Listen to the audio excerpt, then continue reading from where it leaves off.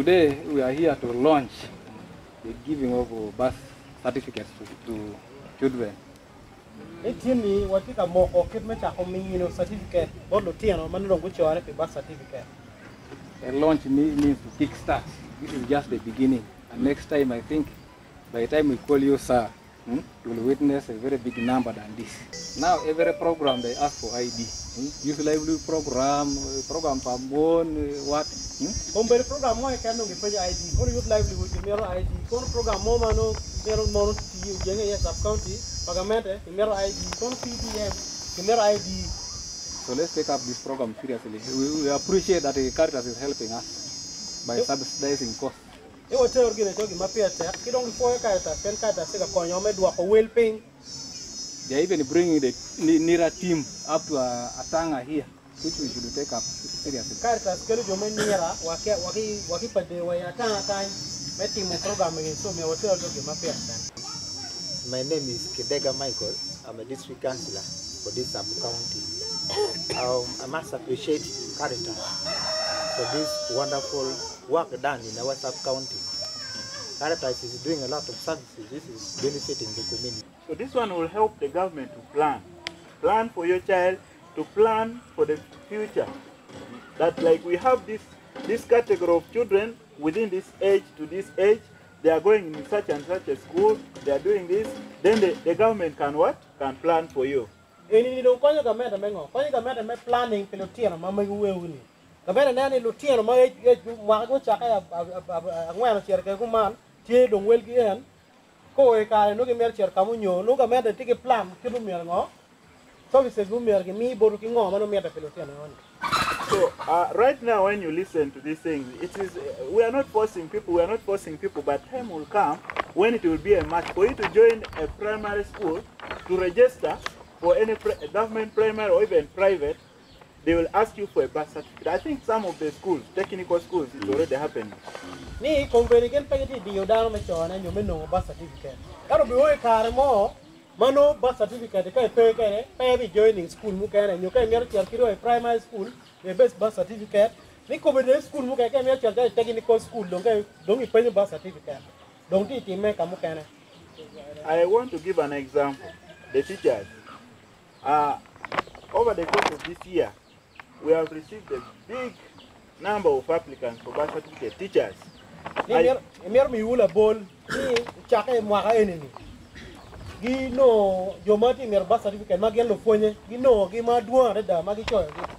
think there was a communication by the governing bodies, governing all teachers in Uganda, that they must have what? A birth certificate. Now, this thing is starting like that. It will roll over. Roll over everybody. Uganda, get okay, look on you for your birth certificate. Well, the phone will get a birth certificate. So, you never tell about the phone, the water or more pack a bill about one can down, you know, didn't my birth certificate, my meter. Now, I'm just urging us, when you see like an opportunity come, don't say like, this. We want to thank Caritas. We are 2 in the district per day. We're only 2. We cannot be everywhere. Right now, we have other projects we're running at school level, secondary school. We are dealing with secondary school. We cannot be everywhere. But once Caritas is giving us support, we can bring in somebody to what? Maybe the third party or somebody will train to help us what? I made 4 Caritas swapping or magnetic money. Gen to come again, Maluti, Nira. If a day I dig a real, you can. Caritas get out bill, but did you do them? No, you more work, give been bear. I don't give a bill, community down, moment get a point, give my ear to teach. Give bill, beg it to Maggie tuning. Tiere leg on the womb, I don't. Caritas, see, you're not going to get me or pay, I'll get my pay. Now, the last part about birth registration, I want to tell you what are the requirements. Don't ever what you know, my method, where you know birth certificate.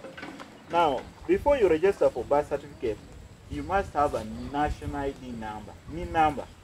Where in the birth certificate, me no kong, you make a loan NIN number, national identification number.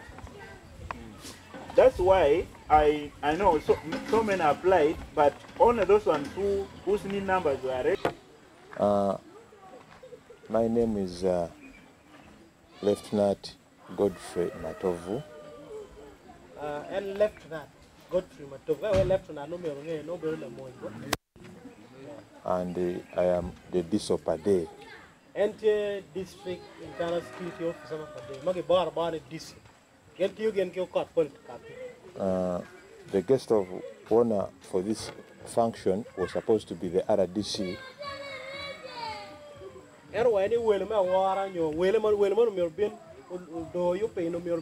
President District Commission, RDC. But the RDC is not around, is seriously sick.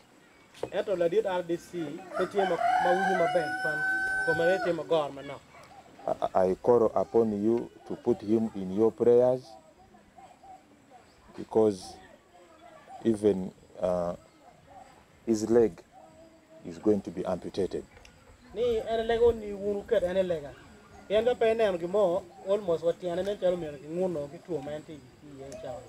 So he needs your prayers. And in the Constitution of Uganda, in the absence of the RDC, the DISO takes charge of that big office.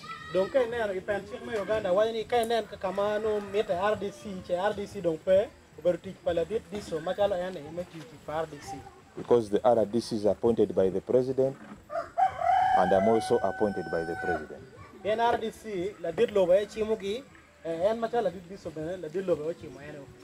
So I am here legally. So I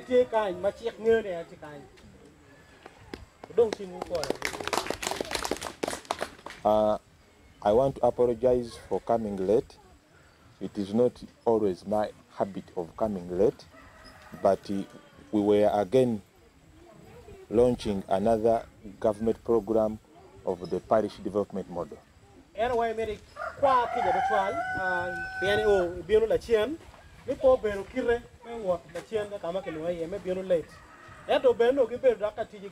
Launching program PDM parish development model. The money is already in IPADE, and not only in IPADE, not only in DFCU, but the money is now on your personal accounts. PDM don't you per day. Per bank, per day account, pagament, per DFCU, your account for one, look at there, don't continue. In IPADE, the ladies were so happy they had received the messages on their mobile phone numbers.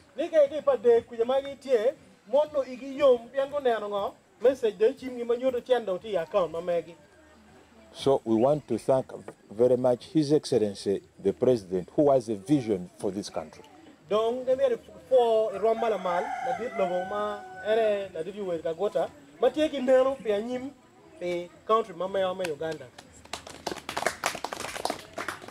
More money of about 50 million shillings has also been added, and it is already on the account per circle in the parish.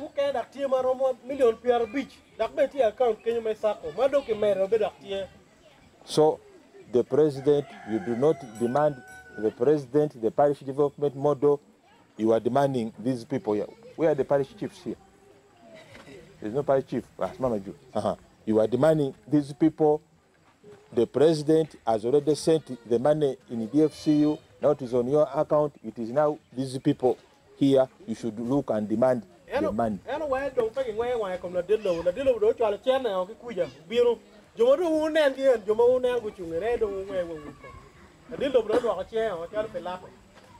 So their work is to make sure that you become, you come out of poverty and you become rich.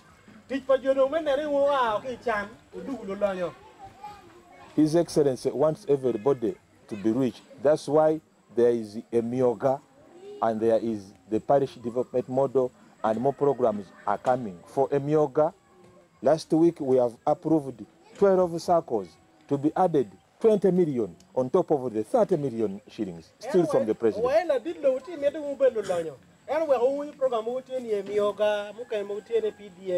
Ni mi ogadang ni ja ke mere kono 30 million shillings kono dang me me ni kom sako. So jana puti ga biuma duata. For the president, he has sent the money. Now it is these district officials,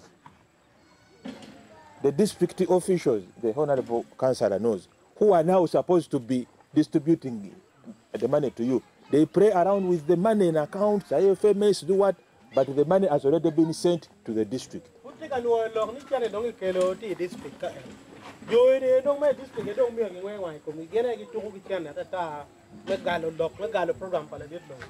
So as a DC, I had to make sure you get to know that the government programs are here and they're here for you, and you have to strive to get out of poverty at household level. The president wants you to have something to put in the pocket, not only to go and dig for the stomach, but to dig and sell something in the market.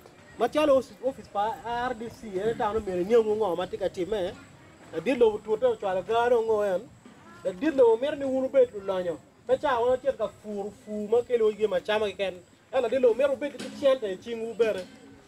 Now I want to thank also the government for bringing Nira in Pade, because initially Nira was based in Kampala. Ano wali benimiri foga mente mekelo jome Nira ni Pade. Biange John ni jome Nira no tiwa kwene wa Kampala. But again now I want to thank more Caritas, the NGO that has again brought them from Pade again to Atanga.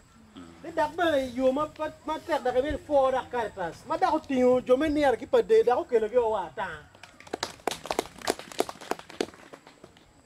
The day you will know that having a national ID or any number is important, it might be too late for you.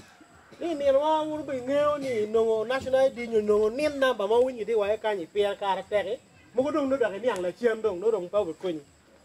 These days you cannot even enter. For example, when we are recruiting in UPDF, you cannot enter UPDF when you don't have a national ID or a NIN number. Ni ko nyo ni kirwati ma megi me chala yu ti me moñ me UPDF pero mo joining nyo pero mo danyo moñ kay peki NIN number nyo peki national identity card. The document is very important. Kata jo ni tigi ma peka mada. Now, birth certificate. On every document there is a word called nationality. Nationality. We want to know, where were you born from? Who are you? Are you a Nika dugu do no birth certificate. Ika mo e ken ka chera pongo form no ki meru ngeu ini bera nga ki nyweli ki kwene ka ni ngo shika da no birth certificate me da na to ki mapeta. These days only to sit for PRE, for you to sit for primary review examination. Are you seeing where Uganda is going? To sit for PRE, you need to have a birth certificate.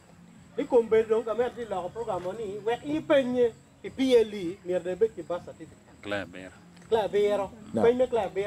Where we are going, when we were registering people at first for the national ID, they thought that His Excellency was looking for votes. No. Program the national ID. The importance of registering Ugandans goes as far as even as planning for this country. How many are we? Which age bracket now? Why? What should we plan for the youth? What should we plan for the elderly? That's why even this week, the ex gratia, the money for LCs for the elderly has also come. I think you are aware. Planning. You come and tell these people the money you have received. Thank you, sir. We. Well, In Achori. He's going to put. No, you speak in Achori. Apoya no. Chalo sub county ne atanga. Roma ki sub county mukene. Wanong chene. kilo ex gracia pa chulpa LOC once. Eluf mia chiel ya rio. Keep honorable councillors. Doni honoraria. Eluf mia ngwen kipiera rio. Udong ana big chere banka gamo chene ka gamo aluongo LOC weng ki honorable members weng achuru chene ki. Apoya mate. That is planning. Now you tell me in English what you say. He said for the LC1, they got 120 for each LC1. Then for the councillor or honorarium for councillors, they got 420 for each councillor, which is going to pick from the bank and disseminate to the respective persons. So you can see how His Excellency is working too much. So these councillors, they should not, the LOC ones, these ones, they should not tell you that we are demanding any money. Akuna iyo, they have paid them very well.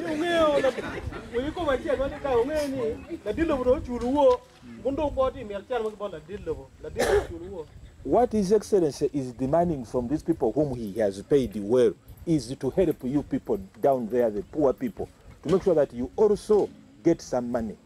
Who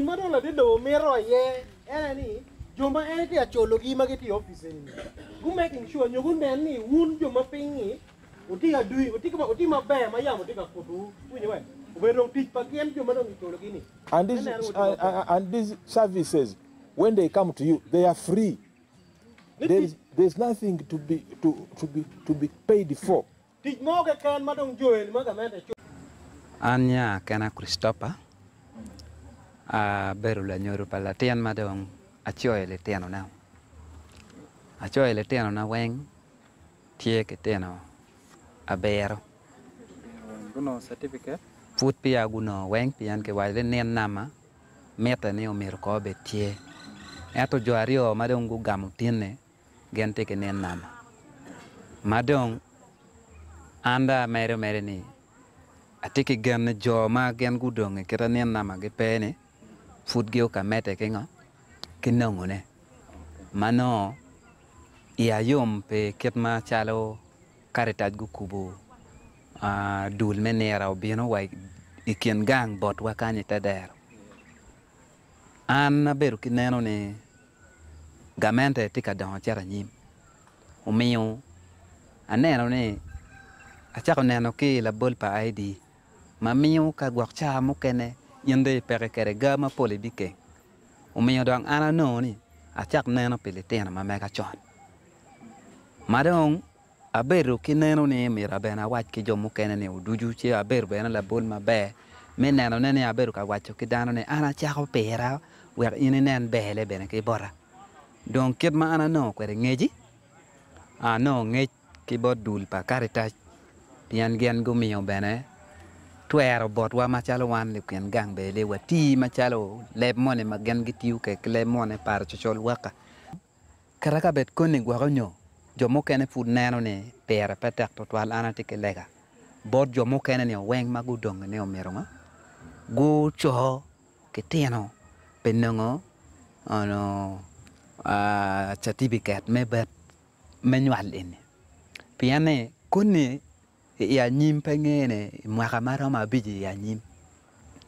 gwakuni gamente dong wajibe kito chalo dong kunyo tika time pian keyboard wakanya ta der food waneno per petak ero ka koni tij matek tie mano gwakuni la tian chero kanongo bod gamente mero requirement weng mamete anya kilwana bulili ati dan mela flushira yo pata parizata saf county inero pa Caritas ka chel ke dul menira atano foye matek to twan mekelu birth certificate ma dongri pinaka mamiyo dire mada kirwati ya nyim pa wachoylo joma pa wachoylo tiangi alega ni miar gan bo bion ka choylo tiangi la bole bena machalo an put pa choyla tiama yato gem mationa neno o mia kero kimeto chunya ni achola tiama ka dong lo tiama magitieni gan weyo bino birth certificate ma aki bedul menira ma Caritas tika kubuki wan dong ngej man ma wano ma wa ki dul pa Caritas pian Caritas ku berti ya ta omi wa peke ma pula ta ma watika neno ne watika joko ne ko luanyi kum lutiano to pa lutiano geng lutiano kwan sham ka pere duju wen jemni ki iyo patre watika joko ne do lu nyoro ka chel ki dul pa Caritas geti ka mako chingati geti ka wot ka chel meneno tian gu da ma tiki gan ne tian ke ta dongu ne Nira gu Caritas ko Nira bodgi uru twal dana weng do bi chung ki dul pa Nira ka chel me wot menungo bat certificate pa tiano ngat mo me dong chiam obi bero pere atam ne an pa bi lo ma duong ana bi foy dul pa Caritas ma tere da ki dul pa Nira me meto kero pa wando te der malo pian ka pigi fonyo wa ma ter ti wan pon yang tin wa no fon ke jui be wa winyo pa wa ner en tin wa ner do bi min wa kero me mete ke dwa. Thank you. My name is Agustino Doganyero. Currently, I work as the acting program manager for the branch in Pade. This project is being funded by Caritas Germany called Strengthening Social Participation of Women, Youth and Children in Northern Uganda. The project aims at preventing violence against women and children. So it is a 3-year project. We started implementation in 2022. It will end next year in 2024. And we operate in Atanga sub-county and Poranga sub-county. We are working in 3 parishes.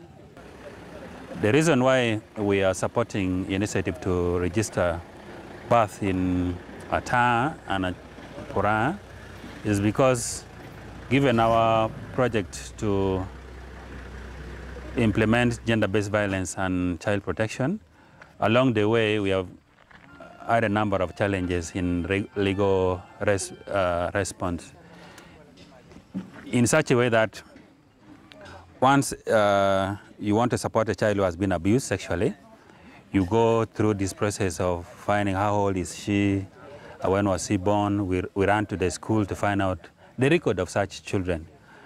And then also knowing that some of these parents, by the way, want these cases to die, or they conceal the ages of the children. So we have been struggling, court has been struggling, even the police doing investigation has been struggling. So that is why we thought, since there is a government program for registration of children who have been born, probably it would be a good thing for us as Caritas to facilitate the process. And how are we facilitating the process? We support Nira to travel to each villages that we are working in. We bring them to do the registration of the children. And then we also support the sub-county to go to the community to tell them why this certificate, why it is important to register. I think that is how we come in. And then the parents, and then the parents, we ask them, because at the moment we do not cover all the costs. As today we learned from this meeting. For you to take a border to the district where Nira is, you pay a single trip 30,000. But we are saying we have already come. Why can't you contribute 5,000 for printing on the certificate? So that is how the parents come in, some bit of cost sharing. But also that has brought some challenges because, number one, they don't take this as something that is very urgent. It is not useful. So why should I waste 5,000 to print a birth certificate? Probably I should buy uniform, I should pay school fees, or I should have some money for me to drink. But they are also aware that when the child reaches P7, they will be required to pay this cost for